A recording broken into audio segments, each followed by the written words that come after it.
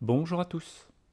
Voici 5 nouveaux exercices de probabilité que nous allons résoudre en faisant des simulations avec Python.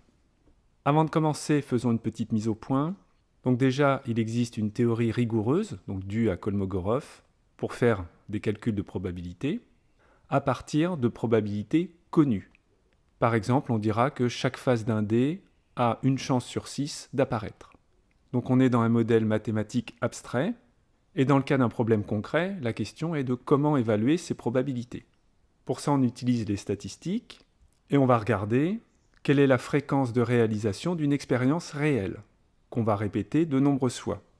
Par exemple, on va prendre un vrai dé qu'on va lancer 100 fois, 1000 fois, et regarder quelle est la fréquence d'apparition de chacune des faces. En utilisant la loi faible des grands nombres, ça peut fournir une valeur approchée de la probabilité entre guillemets théorique. L'idéal serait de répéter un nombre infini de fois cette expérience pour avoir la probabilité la plus juste possible. Donc lorsqu'on calcule des fréquences, c'est qu'on a déjà fait l'expérience, donc on est dans le passé, alors que les probabilités permettent de faire des calculs de prédiction. Par exemple, vous lancez 1000 fois un dé, vous avez observé 492 lancés avec un résultat pair et 508 avec un résultat impair. On peut dire qu'une valeur approchée de la probabilité d'avoir un résultat pair, c'est 49,2%. Mais si on reste dans le cadre de la théorie abstraite et qu'on suppose que la probabilité d'avoir chacune des faces c'est 1 sur 6, eh bien dans ce cas-là, la probabilité d'avoir un nombre pair, ça sera exactement 50%.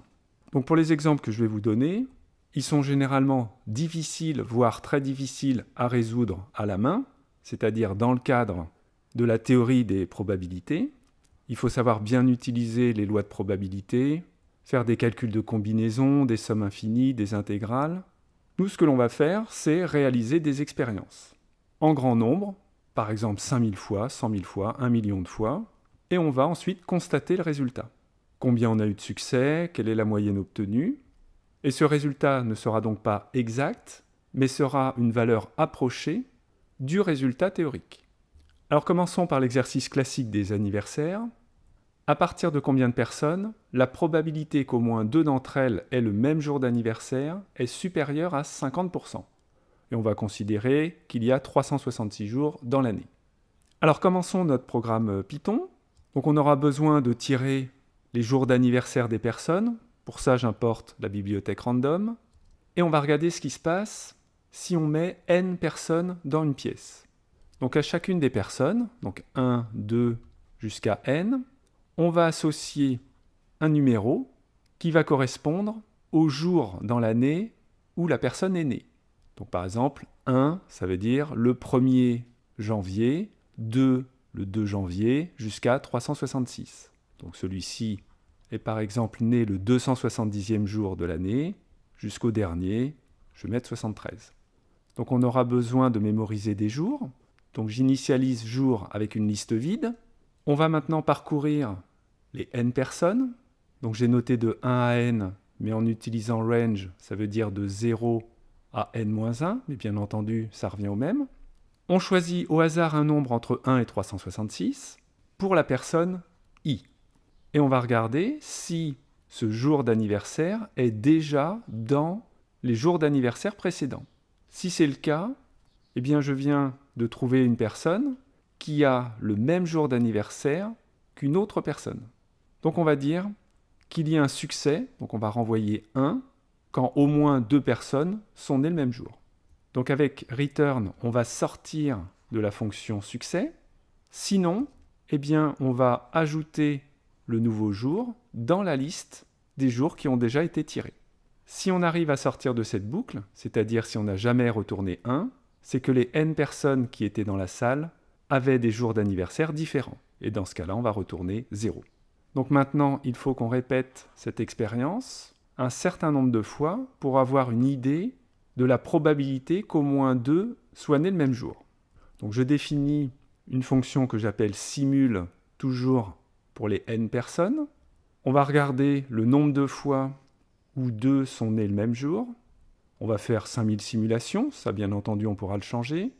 Et pour chacune des simulations, Dans le total, je vais rajouter succès, c'est-à-dire 1 si au moins 2 personnes sont nées le même jour, et 0 si toutes les personnes sont nées un jour différent.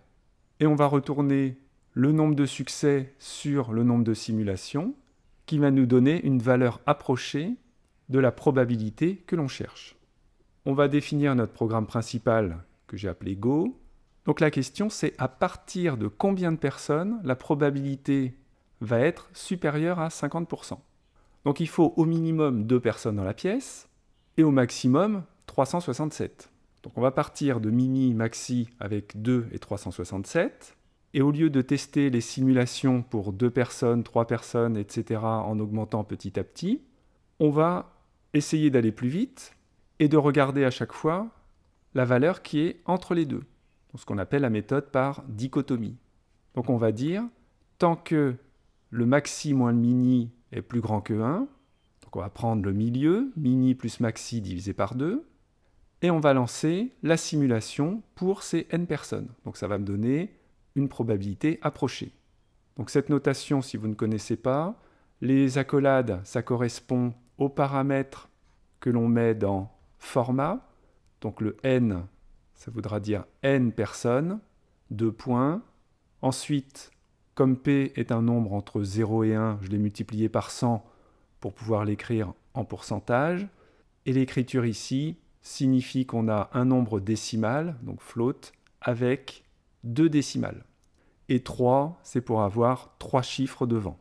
Donc maintenant, il faut prendre une décision. Est-ce que 367 c'est trop grand? Est-ce que 2 c'est trop petit?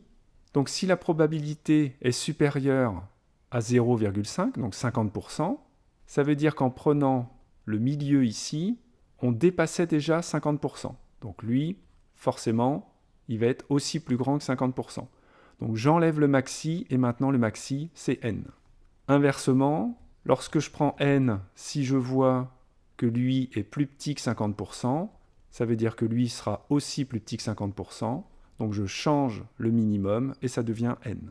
Donc petit à petit, mini et maxi vont se rapprocher jusqu'à temps qu'entre les deux, on ait une différence plus petite que 1, donc 0 ou 1.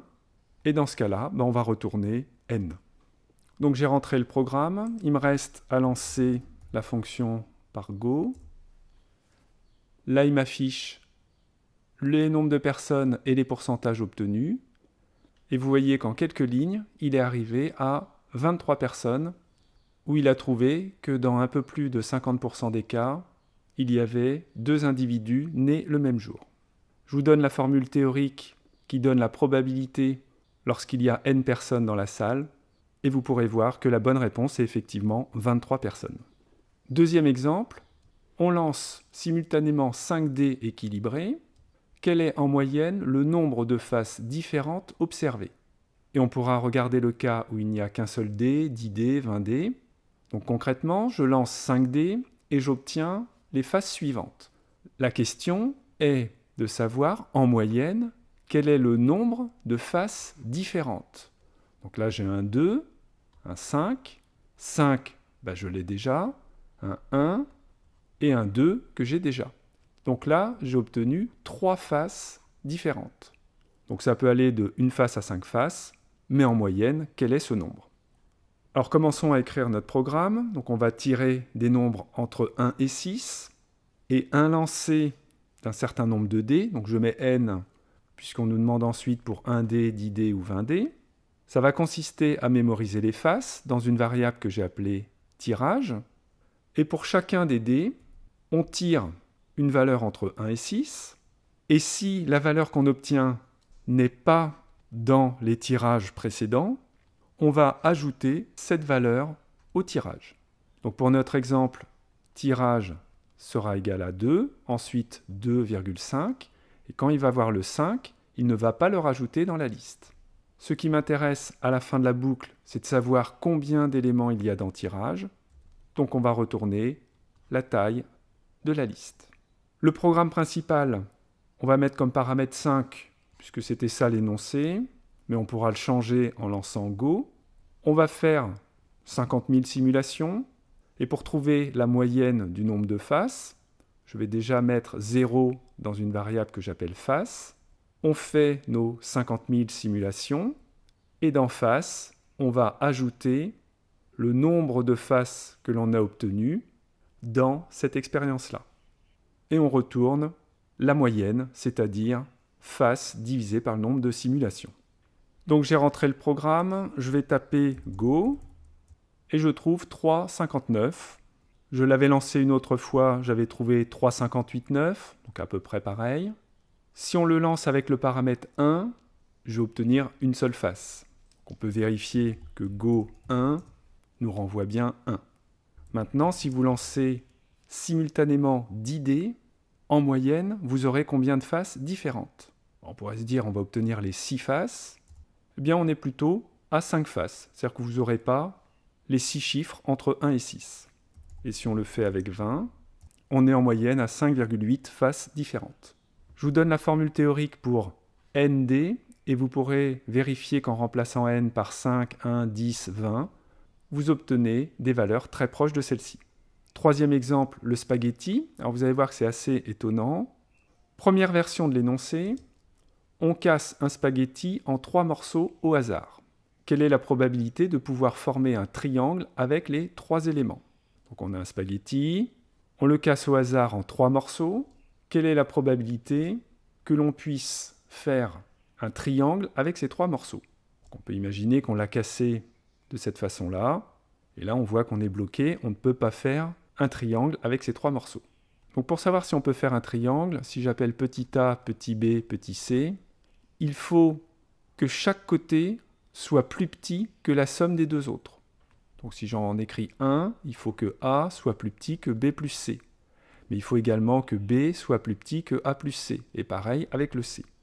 Donc on va importer random pour tirer des nombres au hasard. Donc on va commencer par se définir une fonction triangle, et P va correspondre aux 3 éléments A, B, C, c'est-à-dire les 3 longueurs qui sont là. Donc on va les récupérer, ABC égale à P, et on va retourner un test qui est-ce que A est plus petit que B plus C, et est-ce que B est plus petit que A plus C, et C plus petit que A plus B. Si c'est le cas, je peux faire un triangle. Si une des conditions n'est pas vérifiée, ça ne marchera pas. Par exemple, si vous prenez le A, donc qui est ce petit morceau, il est bien plus petit que B plus C, là il n'y a aucun problème. Ce morceau-là, il est bien plus petit que B plus A. Par contre, B n'est pas plus petit que A plus C. Et donc c'est pour ça qu'on ne peut pas faire un triangle. Comment on va choisir les positions? Eh bien on va considérer que notre spaghetti a une longueur de 1, et donc il suffira d'utiliser random pour avoir la position de l'endroit où on va casser le spaghetti. Plus précisément, il nous faut 2 randoms, par exemple un là et un ici, pour avoir les 3 morceaux. Donc j'appelle casse les 2 endroits donc, qui sont complètement indépendants l'un de l'autre. Alors moi ce qui m'intéresse ce sont les longueurs A, B et C. Donc je ne sais pas si cette valeur est plus petite ou plus grande que celle-là, mais peu importe, il suffit que je prenne pour A le plus petit des deux. Et si j'ai celui-là, le plus petit c'est forcément celui le plus à gauche. Comment j'obtiens C? Eh bien, je prends le plus grand des deux. Donc ça va me donner la longueur qui est là. Mais moi, ce que je veux, c'est la longueur qui est ici. Donc c'est 1 moins le plus grand des deux. Donc C est égal à 1 moins max des deux valeurs. Donc j'ai le A, j'ai le C. Comment trouver le B? C'est la longueur totale, donc 1 moins le A et moins le C. Donc on peut retourner les 3 positions A, B, C. Le programme principal que j'appelle toujours Go, on va faire par exemple 100 000 simulations. Donc je prends 100 000 spaghettis que je vais découper au hasard et regarder si je peux faire des triangles. Le nombre de succès, je le mets à 0. Et pour chacune des simulations, le nombre de succès, ça va être est-ce que je peux faire un triangle avec les positions?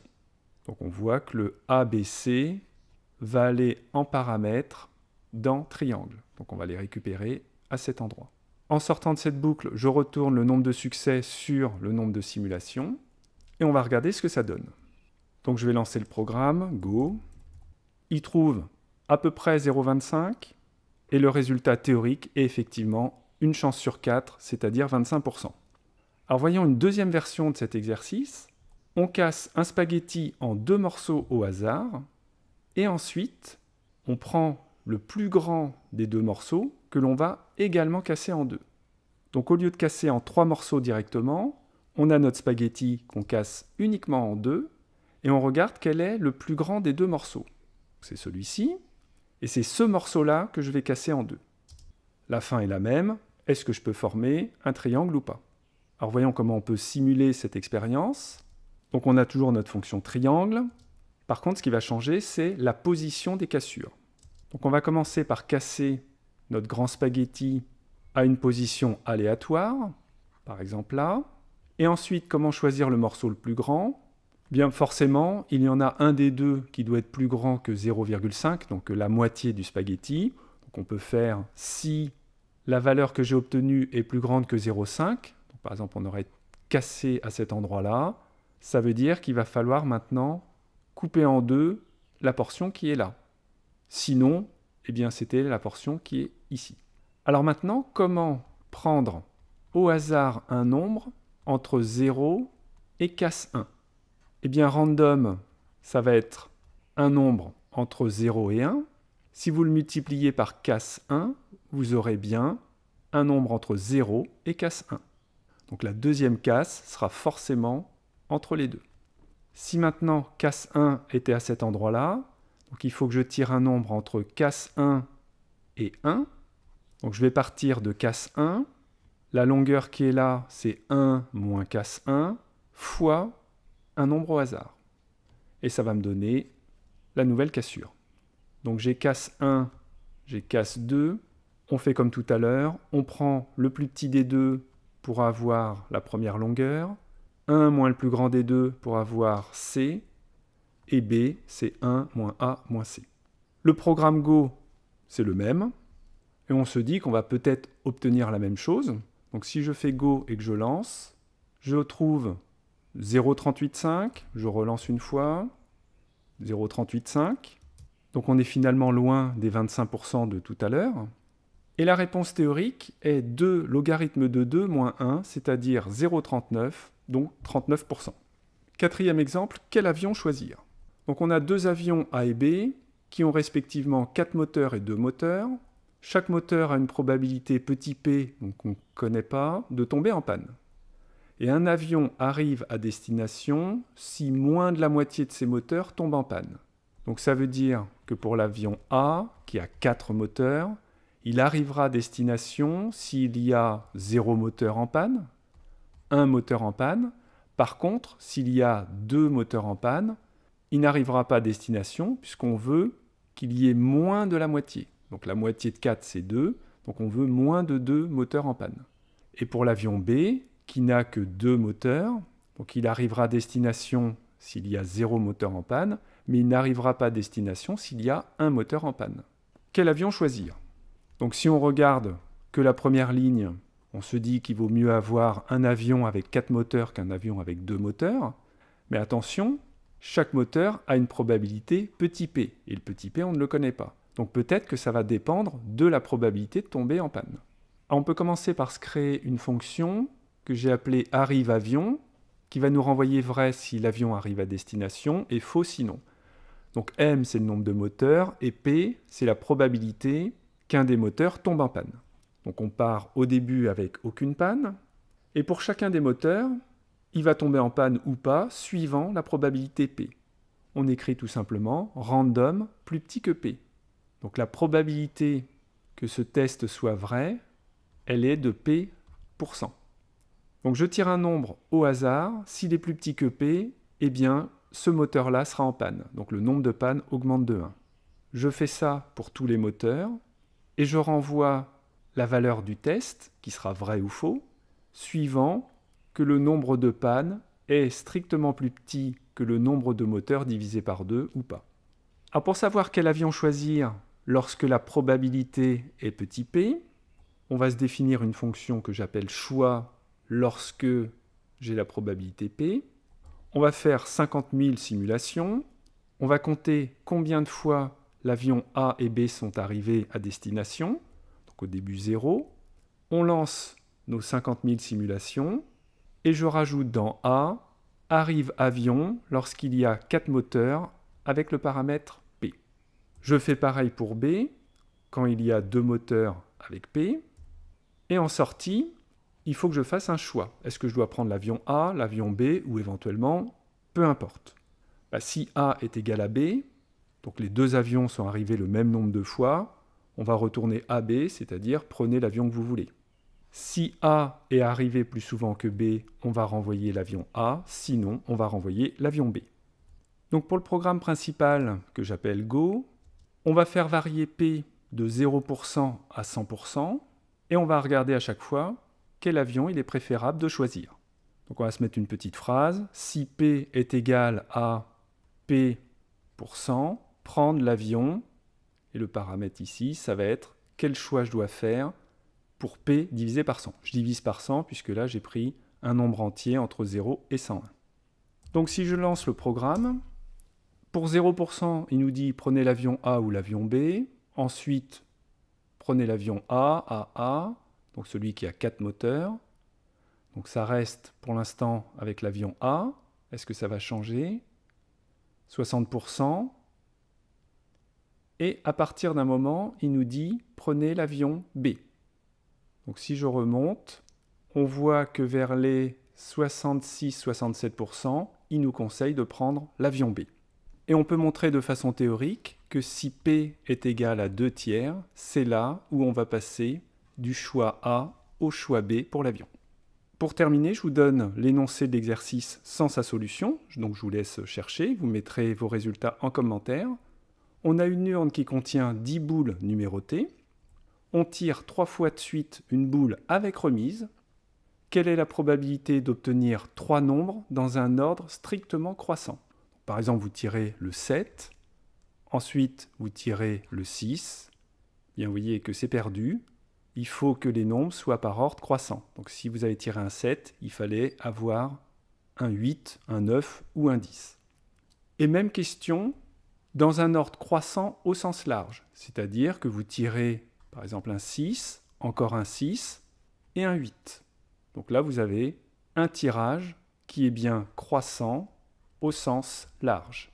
Voilà, n'hésitez pas à mettre les résultats que vous trouvez en commentaire et je vous dis à bientôt.